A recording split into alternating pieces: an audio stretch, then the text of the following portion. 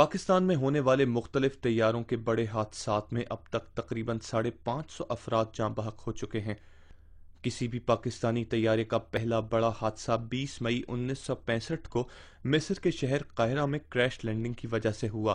Boeing 720 میں 125 افراد سوار تھے، جس میں سے 6 افراد کو بچا لیا گیا، جبکہ 119 جاں بحق ہوئے۔ دوسرا بڑا حادثہ 26 نومبر 1979 کو سعودی عرب میں ہوا۔ بوئنگ 707 میں 156 افراد سوار تھے۔ اس حادثے میں تمام مسافر اور جہاز کا عملہ جاں بحق ہو گیا۔ یہ حادثہ کیبن میں آگ لگنے کی وجہ سے ہوا۔ پاکستانی تاریخ کا تیسرا بڑا حادثہ 25 اگست 1989 کو گلگت سے اسلام آباد جاتے ہوئے فوکر F-27 کو اس وقت پیش آیا جب وہ ہمالیہ کے پہاڑوں سے ٹکرا گیا۔ اس حادثے میں جہاز پر سوار تمام 54 افراد جاں بحق ہوئے۔ چوتھا بڑا حادثہ اموات کے لحاظ سے پاکستانی تاریخ کا سب سے بڑا حادثہ تصور کیا جاتا ہے۔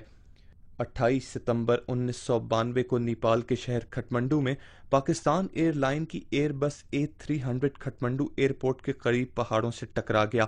اس حادثے میں 167 افراد ہلاک ہوئے۔